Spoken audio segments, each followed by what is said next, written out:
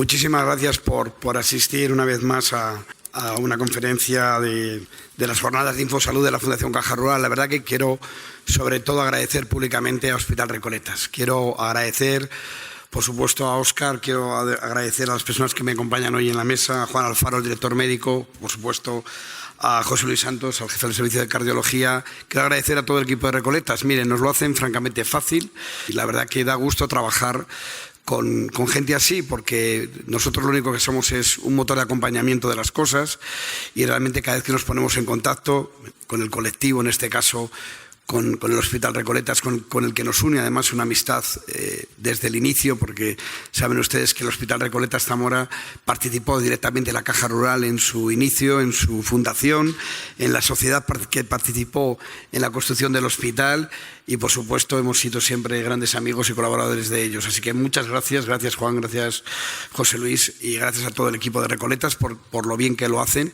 Y por último simplemente también quiero felicitar públicamente a mi equipo, porque tengo unos compañeros y compañeras maravillosos como son Laura y Sergio, que están hoy aquí, Judith Isidro, que no está, que también les digo lo mismo. Hacemos muchas cosas, saben que la Caja y la Fundación tenemos alma zamorana y estamos permanentemente preocupados por hacer cosas, pero realmente les digo lo mismo, sin colaboradores tan estupendos, sin grandes profesionales, sería imposible hacer todas estas cosas, porque son muchas, pero estamos encantados de servirles, de atenderles, y la verdad les digo que el mayor de los premios que tenemos es ver hoy esta sala completamente llena. Así que muchas gracias a todos. Voy a darle la palabra al director médico, a Juan, y muchísimas gracias a todos por estar aquí. Muchas gracias. Esto es el podcast de la Fundación Caja Rural de León, Valladolid, Zamora. Gracias Narciso, gracias a la Caja, la verdad, a la Fundación de la Caja, que siempre nos invita para esta jornada. Escucha la carta, las conferencias, la voz de los premiados, el argumento del autor. Investigadores, médicos, científicos, historiadores, músicos, creadores de cultura y arte, intelectuales de diversas ramas se convierten en divulgadores de conocimiento a través de este podcast. Bienvenido. Voy a hacer menos, preparar un tema muy clásico, un compañero y un maestro, como digo yo, para mí y para mis compañeros también. Creo que reconocemos en el doctor Santos una persona muy responsable, aparte de didáctico, y no encuentro mejor persona que nos pueda instruir en esto a la sociedad zamorana sobre un tema súper relevante que es el riesgo cardiovascular. José Luis, te agradecemos tu presencia, tu forma de involucrarte con tu paciente se extiende y tu forma de transmitir también tu conocimiento siempre es agradable. Así que te agradecemos mucho y los micrófonos son tuyos. Gracias. Vamos a hablar de algo que a mí me parece tan interesante y tan importante como es la salud cardiovascular. Siempre vengo a hablar de esto, pero no me cansaré de venir. Para mí es uno de los aspectos más importantes, si no el más importante de la cardiología, y por eso lo he titulado la salud, el riesgo cardiovascular, un clásico, porque entre otras cosas siempre hablo de esto porque ya veréis que es muy importante y además también veremos que es un clásico desde el punto de vista histórico. Desde hace ya muchísimos años, muchos siglos, nuestras antiguas generaciones, las civilizaciones, ya estuvieron preocupadas por el riesgo cardiovascular e intentaron tomar alguna medida equivocada en esos momentos, como algunas otras cosas equivocadas que hay también a día de hoy, y todo eso es lo que procuraremos repasar. El objetivo de esto es darles a conocer un poco el riesgo cardiovascular, qué significa y sobre todo qué podemos hacer para disminuir la mortalidad cardiovascular. Y todos podemos poner nuestro granito de arena de una manera fácil y sencilla para disminuir de manera muy importante la mortalidad cardiovascular. Bueno, y sin más, pues vamos a comenzar. Bueno, pues nada, también podía subtitular la charla Dioses, mitos y leyendas, porque bueno, pues evidentemente en el riesgo cardiovascular, en los tratamientos cardiovasculares hay muchos mitos y muchas leyendas, y la mayor parte de ellas no son verdad. Y todo eso es lo que vamos a repasar a día de hoy. Y bueno, pues al final dice la leyenda que Zeus estaba un poco cabreado con Prometeo porque había entregado el fuego a los humanos. Pues entonces, para vengarse de él, casó a su hermano Epimeteo con esta que era Pandora, y le regaló como regalo de bodas lo que muchos dicen la caja de Pandora, pero que realmente era una tinaja. Y dentro de esa tinaja había guardado todos los males del mundo. Y entonces Pandora, que era un poco cotilla y le gustaba andarse zascandileando por ahí por todos los lados, abrió la caja y salieron todos los males del mundo y se esparcieron. Y cuando quiso cerrarla, ya solo quedaba el espíritu de la esperanza. Por eso se dice siempre que la esperanza es lo último que se pierde. Y lo mismo quiero yo referirme a que la esperanza es lo último que pierdo de que las gentes tomen los tratamientos que deben de tomar y no hagan mucho caso a las redes sociales, donde sale un señor con una bata y dice unas cosas que probablemente no tienen mucho que ver con la realidad, como veremos después. Así que vamos adelante. Y el corazón está presente en todos los días, en todos los momentos, en todas las actitudes, a día de cualquiera. Todos hablamos de un partido de infarto, corazones rebeldes, con el corazón en un puño, es decir, todo el mundo, todo el día hace mención al corazón 1, 7, 14 y 28 veces. Y en el corazón, pues muchos lo relacionamos con la morada del alma, con los sentimientos, con las pasiones. Bueno, todo eso realmente no es verdad. Tanto que decimos te amo con todo mi corazón, que tendrá que ver el corazón para eso.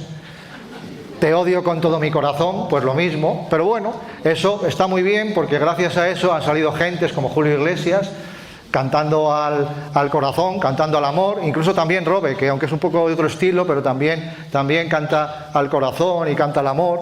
Se han escrito unos libros magníficos sobre el amor, se han hecho películas extraordinarias como Pretty Woman o como Los puentes de Madison, La calle del adiós. Todo eso todos los días lo vivimos, todo eso hacemos apelación al amor, pero todo eso, excepto que Julio Iglesias es un gran cantante, es mentira.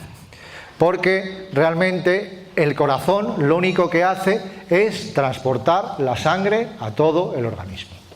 Eso es lo único que hace el corazón. Y el corazón se rompe. Y cuando se rompe el corazón, mala cosa. Y no en el sentido literario, sino en el sentido real. El corazón se estropea, el corazón se rompe y lo que tenemos que intentar es evitar que suceda esto.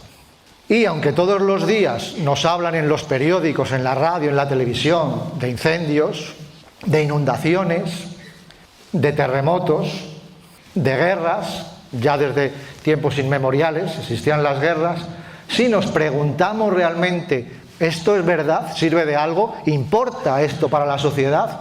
Bueno, pues como veis ahí, probablemente no. Porque realmente, ¿cuál es la causa más importante de fallecimiento de las personas? ¿Cómo morimos? Es decir, ¿de qué se muere la mayor parte de las gentes? Pues como veis ahí, la posibilidad de que mueras en una inundación es una entre 144.156. Que mueras en un terremoto es una entre 117.000. Que te parta un rayo, como temían los galos, donde está Asterix y Obelix, y que se le cayera el cielo encima, una de 79.000. Pero, si vamos por aquí, veis que 1 de cada 5 personas fallecerán del corazón. Es decir, probablemente, todo lo que nos cuentan todos los días, y salen las noticias, ha habido un terremoto, han muerto no sé cuántas personas, ha habido una inundación y han muerto tantas, probablemente eso no tiene mucha importancia para la vida cotidiana. Para la vida cotidiana lo que tiene importancia es que el corazón va a hacer que fallezca la mayor parte de las personas. Y podemos evitar que eso suceda. Bueno, y detrás de eso, como os decía antes, el riesgo cardiovascular es un clásico porque ya desde civilizaciones antiguas ya se preguntaban y intentaban dar vueltas a por qué las gentes morían y qué podían hacer para evitarlo. Este probablemente es el primer libro de medicina, que es el Papiro de Ebers. Se entiende tan poco como se entienden algunos de ahora, algunos tratados de medicina. Pero bueno, ya en el antiguo Egipto, hace más de 4.000 años, ya ellos describían algo como si un paciente presenta dolor en el brazo y la parte izquierda del tórax, la muerte lo está amenazando. Es decir, de alguna manera ellos comprendían que esos síntomas eran una cosa importante. No sabían por qué, no tenían ni idea. No sabían si ese era un problema del corazón, que en aquel momento ni sabían casi que existía ni para qué servía, pero sí que veían que el que le pasaba eso tenía más riesgo de morirse. Hipócrates, que es conocido, como sabéis, probablemente como el padre de la medicina, que vivió en torno al siglo V a.C., él ya dijo algo acerca de los factores de riesgo. Y dijo algo como que los individuos obesos son más propensos a morir súbitamente que los delgados. No había descubierto todavía muchos factores de riesgo, pero ya le parecía que la obesidad podía ser un factor de riesgo. Era la primera vez en la historia de la humanidad que se empezaba a hablar de factores de riesgo cardiovascular. En el siglo XIV, en la Edad Media, pues hay un grabado muy importante, muy interesante, que a mí siempre me gusta traerlo, y es que un conde, este señor que se llama Gastón de Foix, pues vino de bañarse, tendría una arritmia o algo por el estilo, o simplemente un infarto, y vi lo mismo. Él pensó que tenía una presión en el pecho y él ya se dio cuenta de que era un hombre muerto. Es decir, sabían que había síntomas que predecían que eran graves, que eran importantes y que el que los tenía podía tener una muerte súbita o un problema cardiovascular. Y estos dos señores los traigo aquí, que se llaman Herófilo y Erasístrato, porque el siguiente paso consistía en saber si esos síntomas tenían relación con algún órgano, es decir, anatómicamente podíamos relacionarlo con algo. Y estos fueron los primeros que en el siglo IV antes de Cristo, más o menos, hicieron unas disecciones a los cadáveres. Fijaos lo que significa. En el año 300 antes de Cristo, 400, había dos señores que se encargaban de robar cadáveres por ahí sin que les vieran y tal, teniendo en cuenta que si los pillaban los iban a matar, y intentaban, los diseccionaban e intentaban buscar la base anatómica de los síntomas que tenían los pacientes. No se han transmitido hacia nosotros sus hallazgos ni sus dibujos, porque parece que estaban guardados en la biblioteca de Alejandría y, como sabéis, un fuego pavoroso la destruyó. Lo siguiente que sucedió fue este señor que se llama Andreas Vesalio, que vivió en torno al siglo XVI. Fue el primero que escribió un tratado de anatomía, también haciendo lo mismo. Sobre todo cogían cadáveres de ajusticiados, que como sabéis en aquellos tiempos los dejaban colgados en las plazas de los pueblos, iban allí, los descolgaban por las noches, se los llevaban a sus estudios anatómicos, ahí los diseccionaban y veían lo que había. Y esto es los primeros dibujos de un corazón.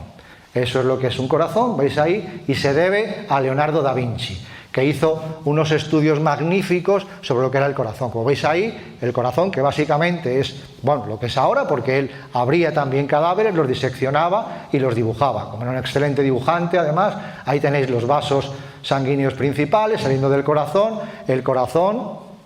incluso el corazón abierto, lo que son las válvulas cardíacas, todo eso ya se sabía más o menos desde el siglo XVI. Pero todavía no se sabía exactamente la relación entre esto, que ellos lo llamaban el corazón, y los síntomas que presentaban los pacientes. Tuvieron que pasar unos años más, hasta más o menos el siglo XVIII, en que el Papa Clemente XI vio que existían en Roma muchos casos de muerte súbita y puso de manifiesto la relación entre la muerte súbita, los síntomas, y por primera vez se vio que cuando las arterias coronarias están estrechas, están obstruidas, da lugar a esos síntomas y al final ese paciente tiene una muerte. Es decir, en el siglo XVIII se empezó a ver que la afectación de las arterias coronarias, la obstrucción de las arterias coronarias, producía infartos y los infartos llevaban a la muerte. Eso ya fue en el siglo XVIII. Y en el siglo ya XIX fue la primera vez que se vieron de verdad las arterias coronarias. Se abrieron, y ya no solo se abrió el corazón, sino que se abrieron las arterias coronarias y se conocieron perfectamente. Y luego, en los últimos años del siglo pasado, 1960, un poco menos, 1950, una cosa así, este señor que se llama Forssmann fue el primero que hizo un cateterismo. Fue el primero que introdujo un catéter, que es esto que ven aquí, eso que está ahí, desde una vena del brazo hasta el corazón. Fue el primero que fue capaz de visualizar el corazón desde fuera. La primera vez que en un vivo se veía el corazón, y con ese catéter que está ahí se inyectaba un contraste y se veían las arterias coronarias. Era la primera vez que algo tan habitual que se hace hoy en día como es un cateterismo, todos ustedes habrán oído hablar de lo que es un cateterismo, era la primera vez que se hizo. Y desde ahí hemos llegado hasta este señor, el doctor Barnard, que en el año 1967 en Sudáfrica fue el primero que hizo un trasplante de corazón. Pero, como luego veremos, iremos viendo a lo largo, los trasplantes de corazón tampoco es algo que nos interesen demasiado, porque como antes dije, como un terremoto, el del trasplante del corazón se puede beneficiar muy pocas personas. De los cateterismos se puede beneficiar muchas personas. Y del tratamiento para los riesgos cardiovasculares se pueden beneficiar todavía más para que no lleguen ni a cateterismos ni a trasplante cardíaco. Solamente con pequeñas cosas que podemos hacer, con tratamientos que tenemos a día de hoy, podemos evitar todas estas cosas, podemos evitar los daños al corazón, podemos evitar los infartos y podemos evitar la muerte. Y todos podemos hacer esas cosas.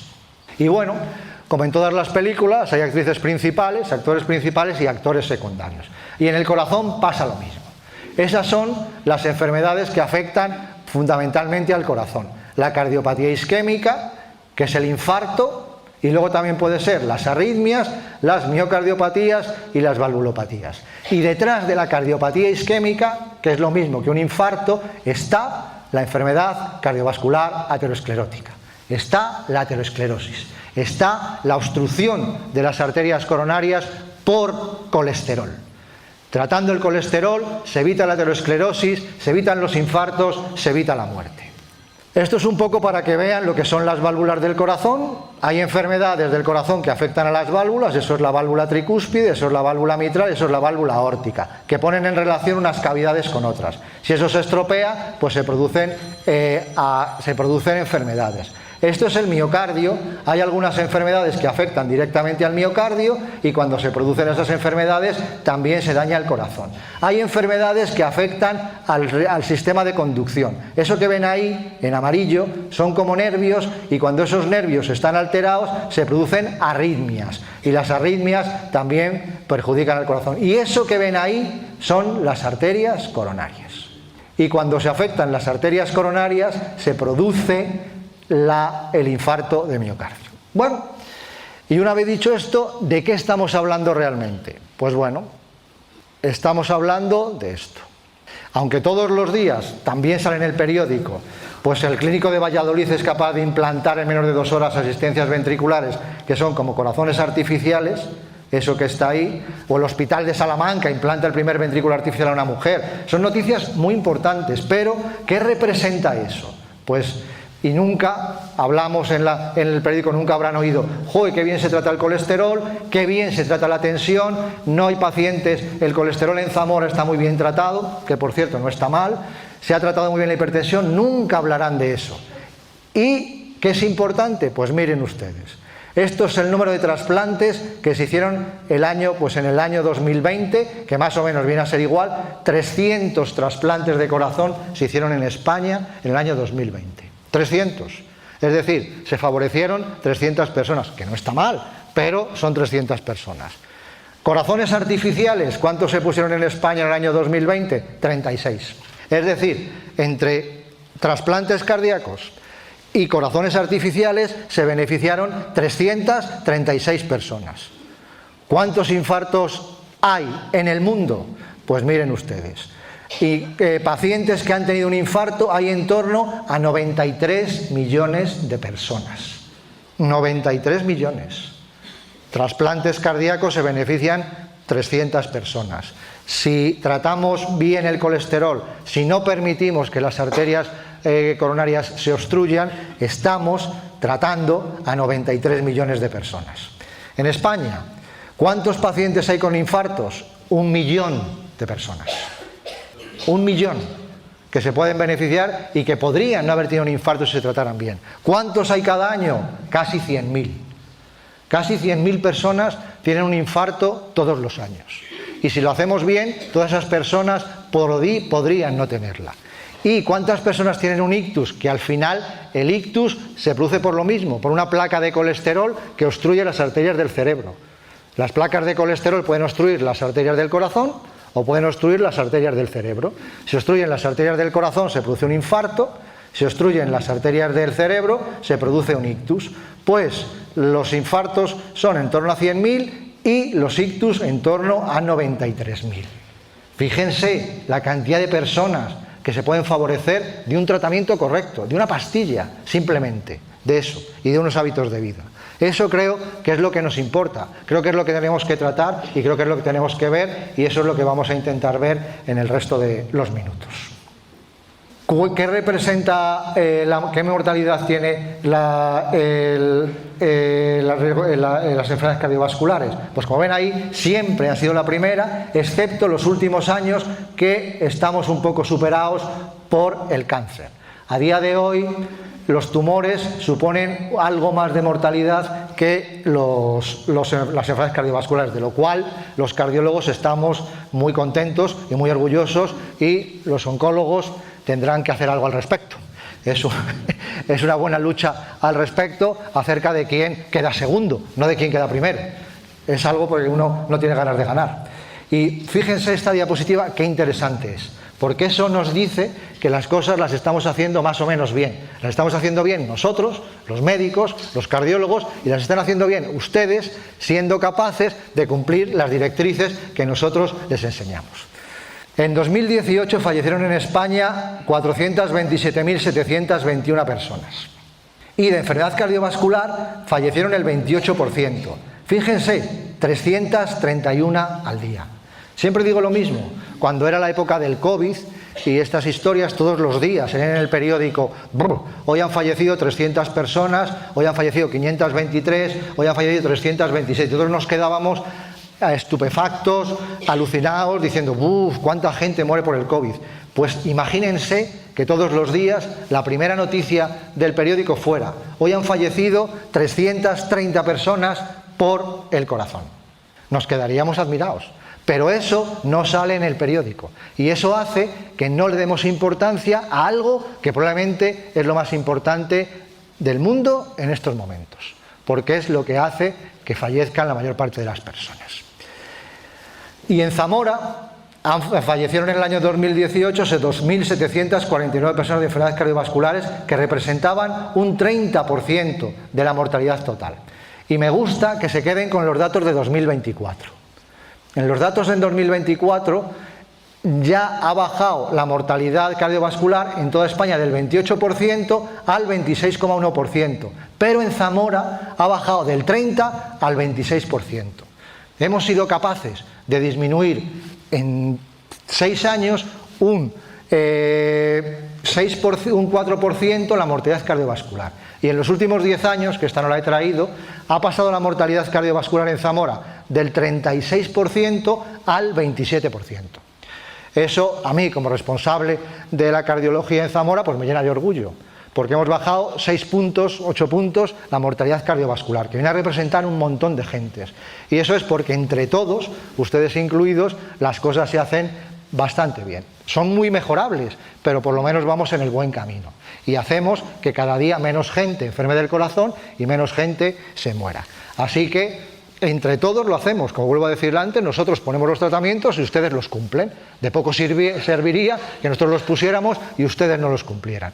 Entonces eso es muy importante y hace que lleguemos a estos números, y yo espero que sigamos a día de hoy mejorando. Bueno, y aparte de eso, no solamente la gente que muera, sino que 5 millones de españoles, es decir, viene a ser un 12,5%, tienen un riesgo cardiovascular alto o muy alto. Es decir, están en riesgo de tener un evento cardiovascular, están en riesgo de que su arteria coronaria se cierre, están en riesgo de que su arteria cerebral se cierre, y están en riesgo de tener un infarto o un ictus. Y eso lo podemos evitar. ¿Y cómo lo evitamos? Pues tratando los factores de riesgo. ¿Y qué es un factor de riesgo cardiovascular? Pues es una característica que se encuentra con más frecuencia en individuos que tienen luego un evento. Es decir, a día de hoy tenemos perfectamente establecidos unos factores de riesgo que hace que esa persona tenga más riesgo de tener un evento. ¿Qué tendríamos que intentar? Evitar esos factores de riesgo. Pero si no podemos evitar esos factores de riesgo, por lo menos podemos tratarlos. Y eso es lo que tenemos que hacer. ¿Y cuáles son los factores de riesgo cardiovascular? Bueno, pues los factores de riesgo cardiovascular son estos. Muchos de ellos los conocen todos y algunos son menos conocidos. ¿Cuál es el principal factor de riesgo cardiovascular? Pues la edad. Evidentemente, cuanto más mayor es una persona, más riesgo tiene de tener un evento cardiovascular, pues simplemente porque las células se estropean y evidentemente al final es más complicado. Otro aspecto que también es pues el sexo masculino. Ser varón tiene más riesgo de tener un evento cardiovascular. Luego también los antecedentes familiares de cardiopatía isquémica. La gente que sus padres, sus hermanos han tenido un evento, tienen más riesgo de tener otro evento. Pero el problema es que sobre esos poco podemos hacer. La edad, a día de hoy, tampoco la podemos cambiar. Y los antecedentes familiares tampoco. Pero aquí hay otros que se llaman modificables y sobre esos sí podemos hacer. Evidentemente podemos dejar de fumar. Podemos tratar la tensión, podemos tratar la diabetes mellitus, podemos tratar el colesterol, podemos tratar la obesidad y podemos tratar el sedentarismo. Todas esas cosas podemos tratarlas, podemos evitarlas y haciendo eso mejoraremos mucho la salud cardiovascular. Y luego hay otros menos importantes, pero bueno, también son interesantes. Hablaremos un poco de la lipoproteína A, que es un aspecto muy interesante, que a mí me gusta mucho hablar y que luego veremos un momento, y luego también está muy en boga a día de hoy la inflamación. La inflamación es una enfermedad o una situación que favorece la enfermedad cardiovascular. Y eso me lo estoy inventando yo, como lo hace un señor que aparece por ahí en bata en las redes sociales y dice que las estatinas son muy malas. No me lo estoy inventando. Eso está completamente demostrado porque está en todos los libros, en todas las publicaciones, en todas las revistas de medicina más importantes del mundo. Esta es del Lancet, que es una de las revistas más importantes, en la que se vio, ahí tienen los factores de riesgo cardiovascular que hemos hablado, y ahí lo que quiere decir es que cuantos más estos factores de riesgo se relacionan con un aumento de mortalidad. Esa es la línea del medio, esos se mueren menos. Los que toman frutas, verduras, los que hacen ejercicio, esos se mueren menos. Y curiosamente también el alcohol, que siempre no se sabe muy bien cómo lo ponemos en el riesgo cardiovascular, últimamente se ve un estudio que el consumo moderado de vino, no de otras cosas, disminuía la mortalidad cardiovascular. Pero, como ven ahí, el que fuma, el que tiene diabetes, el que tiene hipertensión, el que tiene obesidad, se mueren mucho más de enfermedades cardiovasculares. Publicado en el Lancet, no inventado por mí. Yo solo soy un mero vector de transmisión de la información. Y si cuantos más factores de riesgo tenemos, aquí tenemos solo uno, aquí unimos uno, aquí unimos 3, aquí unimos 4, pues cuantos más factores de riesgo tenemos, aquí tenemos 4 más obesidad y aquí todos los factores de riesgo, pues fíjense, una persona que tiene todos los factores de riesgo tiene 512 veces más posibilidades de morirse que alguien que no tiene los factores de riesgo. Es decir, no cabe ninguna duda que evidentemente los factores de riesgo favorecen la mortalidad cardiovascular y que tenemos que luchar contra ellos. Y esta diapositiva a mí me parece muy interesante y muy importante porque nos dice cuál es el factor de riesgo cardiovascular más importante. Detrás de la mortalidad cardiovascular, en el 50% de los casos está el colesterol. En el 36% está el tabaco y en el 33% los psicosociales, como veis ahí, van disminuyendo. Hipertensión, diabetes, pero el que más tiene es el colesterol. Es decir, yo me atrevo a afirmar aquí y en todos los foros donde voy que si no hay colesterol en las arterias no existe aterosclerosis. Y si no existe aterosclerosis no existen infartos, ni cerebrales ni miocárdicos. ¿Qué tenemos que hacer entonces? Evitar que el colesterol entre en las arterias. Porque una vez que entra en las arterias no se puede sacar de allí, es muy difícil sacarlo. Pero sí que es más fácil intentar evitarlo. Y como ven ahí, también publicado, no sé en qué ahora lo veo por aquí, pero vamos, también una revista en el Lancet también, el 50% está detrás, el colesterol está detrás del 50%. Y que el colesterol, yo siempre me meto contra el colesterol, es probablemente uno de mis mayores enemigos. Bueno, pero también el colesterol evidentemente tiene funciones, porque alguien dice por ahí, claro, es que sin colesterol no se puede vivir. Pues sí, y es verdad, en eso tiene razón ese señor de la bata blanca que sale en las redes sociales, que el colesterol sirve para algo, pero sirve para algo el colesterol bueno. El colesterol malo no sirve absolutamente para nada. El colesterol malo lo único que hace en el organismo es matar a las personas. Es lo único que hace. Entonces tenemos que eliminarlo todo lo que podemos. Eso es el colesterol. Esos son los cristales de colesterol que se depositan en las arterias, que hacen que se obstruyan las arterias y que al final lo que produce es una obstrucción y un infarto. Esto es lo que es una arteria. Eso es la luz de la arteria, que sería esto. Esto es la arteria, todo esto, eso es lo que es una arteria así de gorda. Y como ven ahí, según va pasando el tiempo, eso es una placa de colesterol, lo amarillo. La placa de colesterol, si no hacemos nada contra ella, va a ir creciendo con los años, hasta que llega un momento además que se rompe. Y cuando se rompe la placa de ateroma, salen sustancias trombóticas a la luz del vaso y lo que hace es obstruirlo.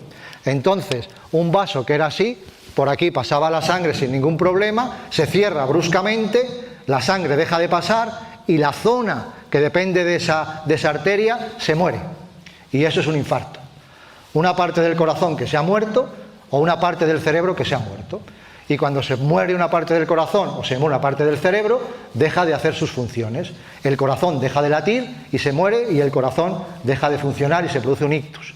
Da lugar a una parálisis y al final las personas se pueden quedar en una silla de ruedas, que al fin yo no sé qué es peor, si quedarse así o morirse. Esto es una imagen de las arterias coronarias, un cateterismo. Como ven ahí, eso en negro son las arterias coronarias. Ese es un paciente que tiene unas arterias coronarias preciosas.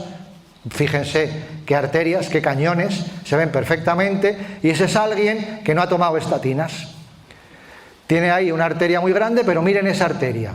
Aquí, de repente, se para el flujo. No deja pasar. ¿Por qué? Porque esa arteria, una placa de ateroma de colesterol, se ha roto, ha obstruido el paso, y toda esta zona del corazón que debía de estar irrigada por esa arteria se ha muerto.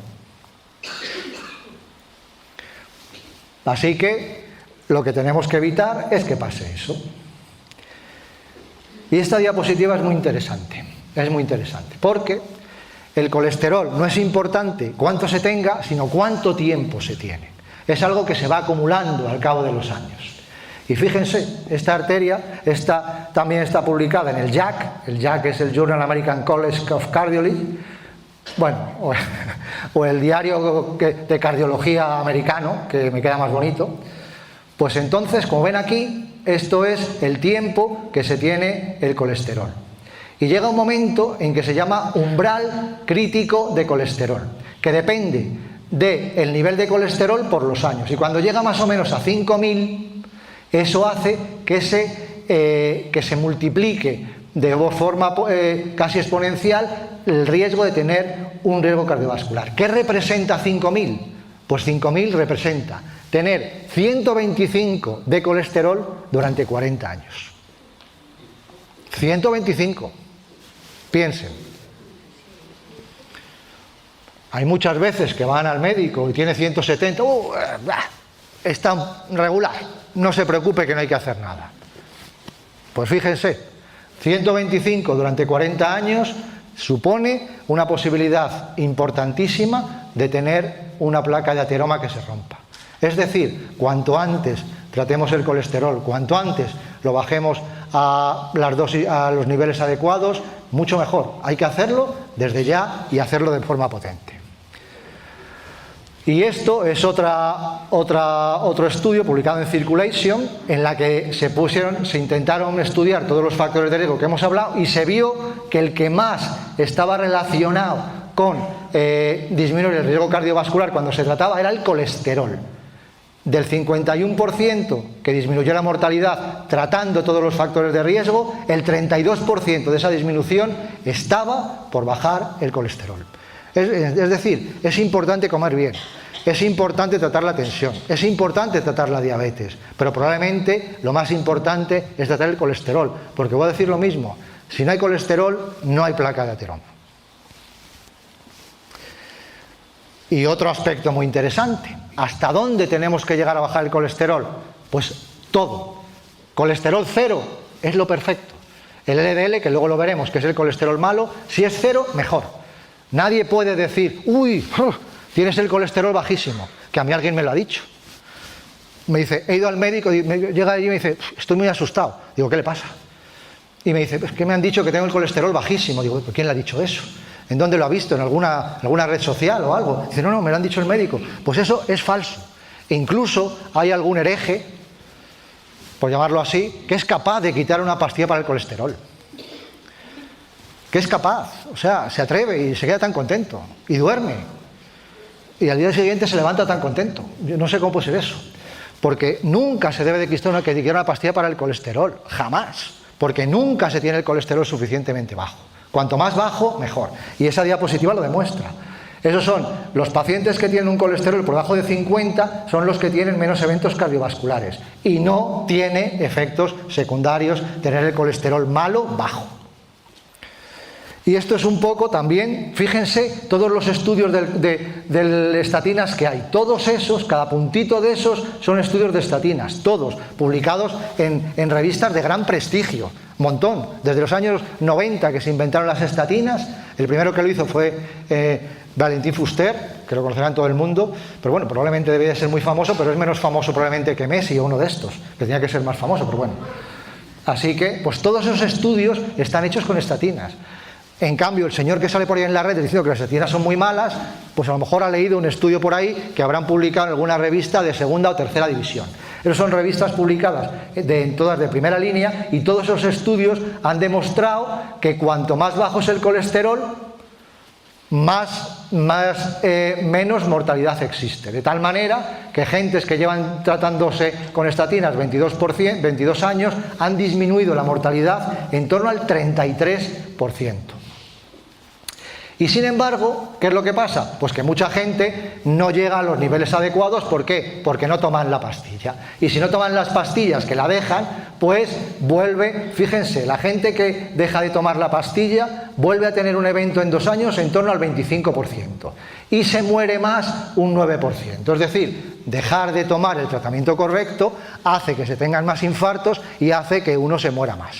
Por eso es muy importante tener adherencia al tratamiento que se pone de forma correcta.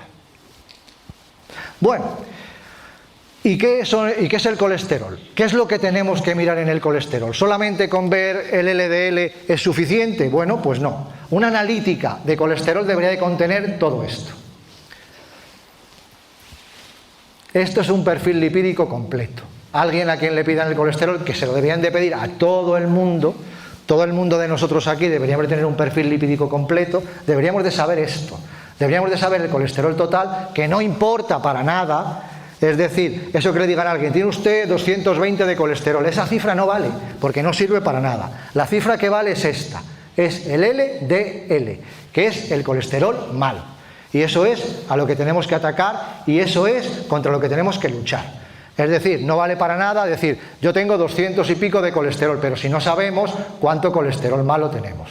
Pues todas esas cosas hay que mirarlas. El LDL, el HDL, el no HDL, el colesterol remanente, los triglicéridos, la lipoproteína A, la ApoB, que son cosas que veremos después, y esos dos cocientes. Eso es lo que nos va a dar el saber qué riesgo cardiovascular tiene cada una de las personas. Y todo eso habría que mirarlo.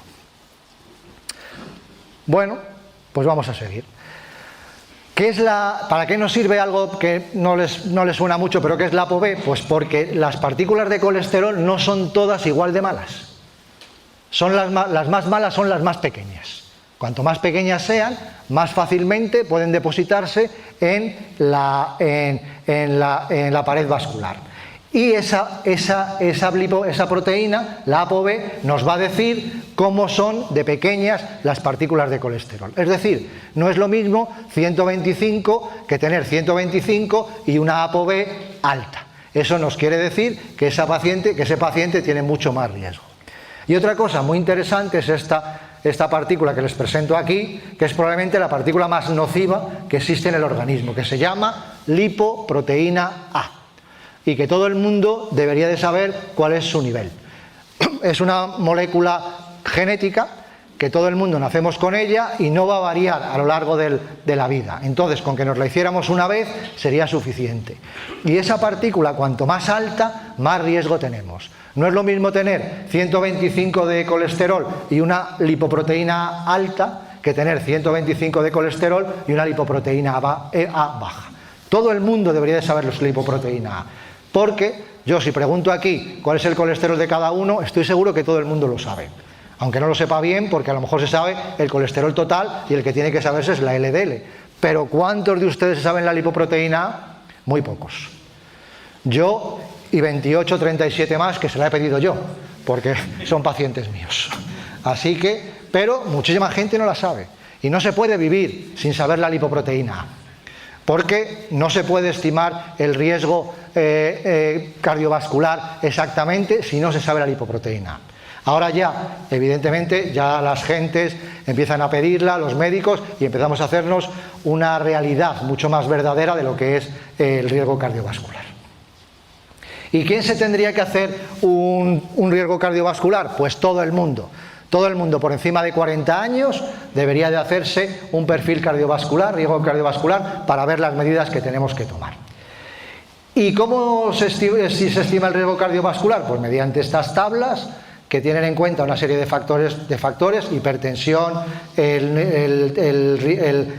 nivel de colesterol malo, la edad, ser fumador y ser hombre o mujer. Y aquí nos dice, dependiendo de esos factores de riesgo, cuál es la posibilidad de tener un evento en 5 años. De tal manera que un paciente de 70 años que tenga una tensión descontrolada, que fume, que tenga el colesterol alto, pues tiene un 23% de posibilidades de tener en 5 años un evento cardiovascular. Mientras que si ese mismo paciente de esa misma edad, que sea mujer, que tenga la tensión controlada, que tenga el colesterol controlado, pues solamente tiene un 7%. Es decir, el no tener los factores de riesgo cardiovascular controlados aumenta 3 veces la posibilidad de tener un evento. Y esta, claro, porque hay gentes que dicen, bueno, yo tengo un 23% de tener, pero un 77% de no tenerlo. Bueno, pues esta es otra diapositiva que lo que traduce es el riesgo cardiovascular a la edad de las arterias. Como ven ahí, una persona de 50 años que no tiene riesgo, que los factores de riesgo cardiovascular los tiene controlados, tiene sus arterias, aunque él tenga 50 años, sus arterias tienen 49. Pero si ese paciente tiene 50 años y no tiene controlados los factores de riesgo, sus arterias tienen 69 años.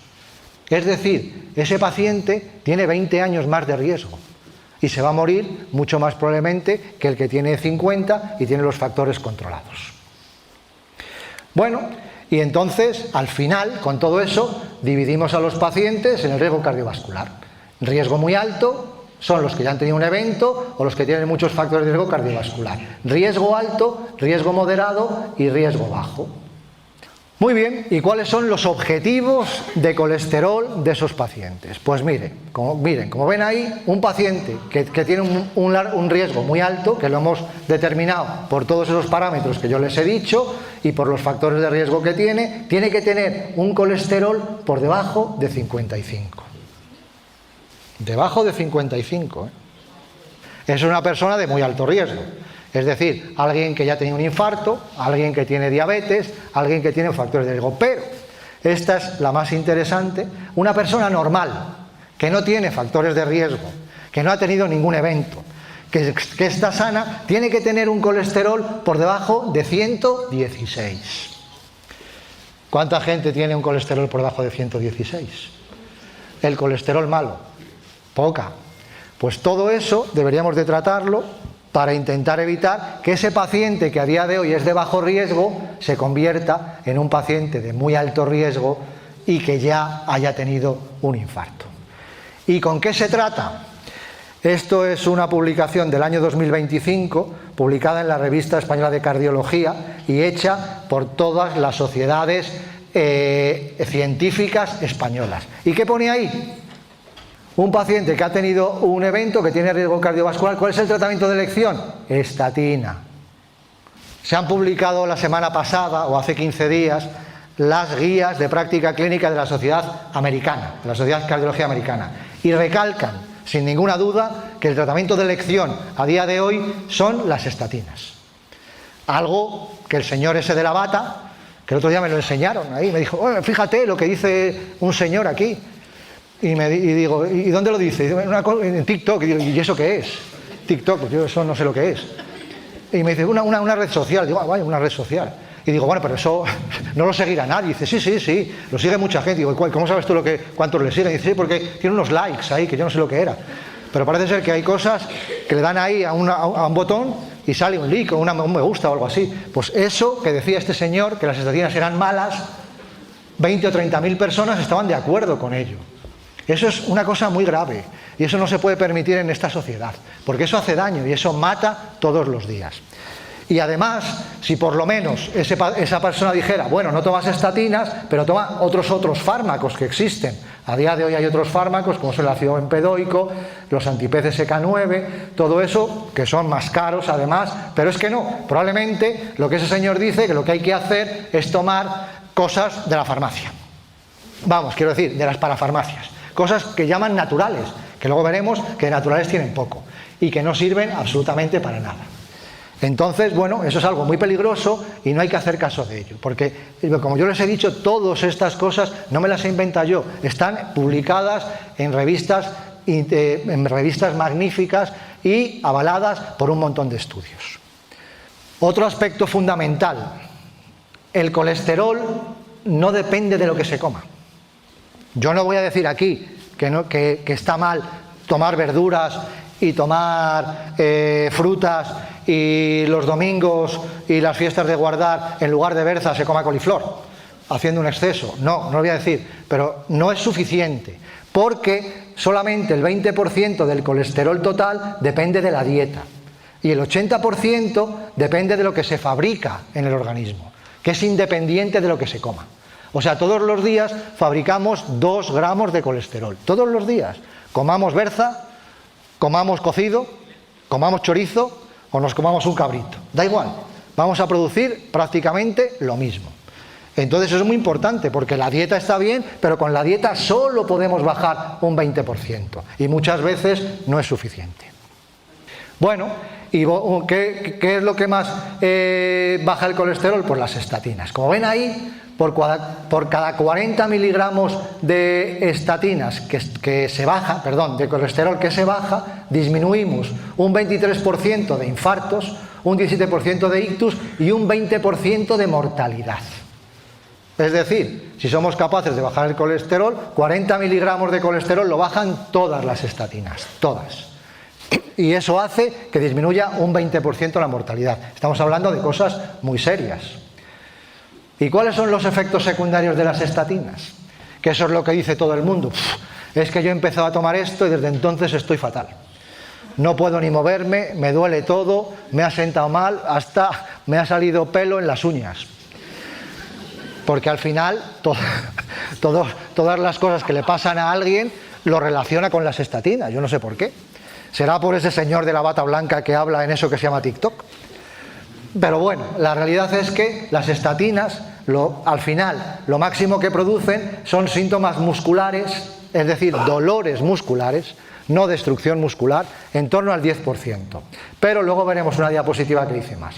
Muy poquitas, solamente en torno al 0,5% se producen alteraciones hepáticas importantes y, en otro aspecto también, pues eso, destrucción muscular también en el 0,5%. Pero esto es un metaanálisis con 80.000 pacientes en el que se estudian y se comparan 35 ensayos, 35 estudios de estatinas y se vio, comparado con placebo, es decir, a alguien se le daba una pastilla que no tenía nada y a otro se le daba una estatina.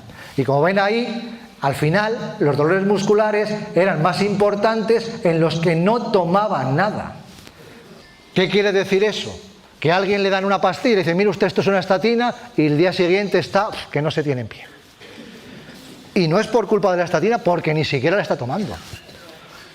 Hay un estudio muy interesante que dice que los pacientes le daban placebo y estaban fatal. Al día siguiente decían, no me puedo mover, me duelen los huesos, se me ha caído la uña del dedo gordo. Y tú dices, pero bueno, ¿y esto qué es? Pero lo curioso es que se la quitabas, que no era nada, porque no le habías dado nada, y se encontraban perfectamente. Incluso la uña se le había crecido otra vez. Entonces, al final, ¿qué pasa con esto? Pues que realmente las cosas no son verdad. O sea, no hay que dejarse engañar por esa pseudociencia que no está avalada por nada. Las estatinas en los grandes estudios, aunque ciertamente pueden producir dolores, es que no se demostró que produjeran más dolores que algo que era placebo. Tampoco producían realmente, comparados con placebo, más problemas hepáticos. Y bueno, no solamente, como les dije antes, hay estatinas, sino que hay otros fármacos, que algunos los conocerán, que se llaman ezetimibe, ecetrol, que lo tomará alguna persona, y hay otros muy novedosos, que son ahora, que no sé si alguno lo está experimentado, que son fármacos pinchados. Eso reducen un montón el colesterol, pueden bajar incluso al 60% los niveles de colesterol, algunos de ellos, el más moderno, solamente hay que pincharlo 2 veces al año, y con eso se mantienen los niveles por debajo del 60%, pero son muy caros. Una estatina cuesta en torno a 20-30 euros al mes, mientras que estos valen en torno a, que 30 euros al mes son 1.000 euros al año, no, 360 al año, y estos valen en torno a 10.000, 12.000 euros al año. Probablemente esto es más eficaz, pero una sociedad como la nuestra no nos lo puede permitir. Pero lo que quiero decir es que tenemos muchas armas a día de hoy, tenemos un arsenal terapéutico importantísimo para bajar el colesterol. Si no lo hacemos es porque no nos da la gana y porque hacemos caso al señor de la bata. Esto es un poco, fíjense esta diapositiva, el tratamiento combinado entre todas las armas terapéuticas que tenemos a día de hoy puede bajar el colesterol más del 85%. Es decir, no hay ninguna excusa para que alguien a día de hoy tenga el colesterol alto. Para que alguien a día de hoy, por tener el colesterol alto, se le obstruya una arteria coronaria. Para que a día de hoy alguien, por no tener estatinas, tenga el colesterol alto, se le obstruya una arteria coronaria, tenga un infarto y se muera. Hoy, a día de hoy, no hay excusas para eso. Bueno, y vamos a hablar 5 minutos, que ya es la hora, de los triglicéridos, que también son importantes. Bueno, los triglicéridos son otra grasa, pero que se ha demostrado que es negativa. Esto lo que intenta demostrar es que cuanto más alto están los triglicéridos, más eventos cardiovasculares se tienen. Pero tomar fármacos para los triglicéridos no sirve absolutamente de nada. Es decir, igual que yo les dije que hay que tomar estatinas para bajar el colesterol, bajar los triglicéridos no sirve para nada. ¿Y con qué se bajan los triglicéridos? Con un fármaco por ahí que se lo deben de quedar como nombre, que se llama fibratos. Fibratos. Es una palabra que se tienen que quedar ahí. Fibrato, brr, brr, brr, brr, fuera. Porque no sirve para nada. Lo único que hace es producir efectos secundarios. Y está demostrado en todos esos estudios. Es decir, otra vez no me lo invento yo. Son estudios que se han hecho para ver si bajar los triglicéridos sirve para algo, para el riesgo cardiovascular, y no sirve absolutamente para nada. Y otras cosas que se dan para bajar los triglicéridos son los ácidos omega 3, que un tiempo estuvieron muy famosos. Y los venden en muchos sitios. Y la gente se va a casa muy contenta porque dice, es que yo tomo omega 3. Y como tomo omega 3 voy a vivir 97 años. Y voy a vivir muy bien. Pues todos esos estudios nos dicen que los omega 3 no sirven absolutamente para nada. Es decir, no se dejen engañar. Las estatinas sirven, salvan vidas. Los fibratos y los omega 3, esos suplementos dietéticos que existen por ahí, no sirven para nada. Hay otras cosas que las venden también, como, bueno, los enseño por aquí. ¿Y por qué no sirven para nada? Pues no sirven para nada porque solo hay un omega 3 que sirve para algo, que es este, que se llama Vazkepa, y que tiene un ácido graso que se llama icosapento de etilo, que sí que sirve. ¿Y por qué no sirven los otros? Pues porque, fíjense, el Vazkepa tiene 96% de icosapento de etilo. Lo que venden en las parafarmacias y en los herbolarios tiene un 18%. Es decir, tiene tan poca dosis que no sirve para nada. Los omega 3 que venden en las farmacias como omega 3 tienen un 46% y tampoco sirven. ¿Este por qué sirve? Porque tiene un montón de icosapento de etilo y no de los otros ácidos grasos omega 3 que no sirven para nada. Estos son otra vez un montón de estudios. Vuelvo a decir, no me lo invento yo, está evidencia científica. Y esto lo que nos dice es por qué las estatinas y los tratamientos que os he dicho sirven para algo. ¿Por qué? Porque son capaces de disminuir la placa de ateroma. Aparte de evitar que el colesterol llegue a las arterias, cuando ha llegado es capaz de disminuir la placa de ateroma. Y está en estas imágenes que les voy a mostrar aquí. Miren, esto es una arteria coronaria. Esos son los bordes, ¿ven ahí? Y eso es la placa de ateroma, eso blanco que se ve ahí. Pues cuando han estado en tratamiento, que en este caso con icosapento de etilo, fíjense por dónde van los bordes. Antes era así de estrecha y ahora ha aumentado, es más gorda. Ha disminuido la estrechez. ¿Por qué? Porque la placa de ateroma que estaba ahí, obstruyendo la luz del vaso, aquí ha desaparecido. Ha regresado. Y si vemos un corte, eso era antes la luz del vaso, eso era la placa de ateroma, y esto, después del tratamiento, eso es la luz del vaso. Es decir, se ha ensanchado, ha desaparecido lo que antes en verde y en rojo era la placa de ateroma, ahora solo queda eso. Es decir, esos tratamientos, esos fármacos hacen disminuir la placa de ateroma. Por eso esos medicamentos son eficaces. Y esa otra imagen que intenta demostrar un poco lo mismo. Y eso es una publicación del año pasado en la revista europea de cardiología, donde nos dice que todos los suplementos dietéticos que venden en las farmacias no sirven absolutamente de nada. Y aquí hace también mención especial a eso que muchos llaman estatinas naturales, que tiene un nombre por ahí que se llama Armolipid, que son monacolinas y que no han demostrado absolutamente nada. De hecho, desde el 2022, las que tienen más de 3 gramos, que son las que sean un poco eficaces, están prohibidas por la Unión Europea. Es decir, ¿hay que tomar fármacos? Sí, pero hay que tomar los que se deben de tomar y no hacer caso a pseudociencia que realmente no tiene ninguna importancia. Esto es publicado de hace unos días. En cuanto a eso que por ahí Danacol se llama o algo así, ¿no? Son fitosteroles. Los fitoesteroles reducen la absorción de colesterol, es decir, reducen un 10% el colesterol total, pero no han demostrado disminución de la mortalidad cardiovascular, porque el que un fármaco haga algo no significa que luego disminuya la mortalidad cardiovascular. Lo que hay que demostrar es que el fármaco disminuye algo y ese algo se traduzca en efectos. Las estatinas y el resto de fármacos que les he hablado disminuyen el colesterol, disminuyen la placa de ateroma y disminuyen mortalidad. Estos fitosteroles, levadura roja de arroz, todo eso no ha demostrado ninguna disminución de eventos cardiovasculares. Y bueno, pues básicamente esto es lo que le quería contar. Evidentemente el colesterol, el riesgo cardiovascular es un enemigo muy potente, muy poderoso, pero a día de hoy tenemos armas y armamentos muy potentes para poder reducir el colesterol, poder reducir la placa de ateroma, poder reducir los infartos, poder reducir la mortalidad. Estamos en el buen camino.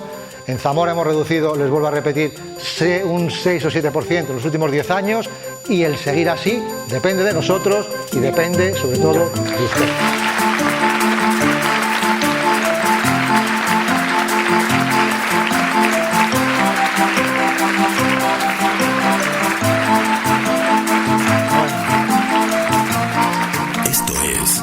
El podcast de la Fundación Caja Rural de León, Valladolid, Zamora.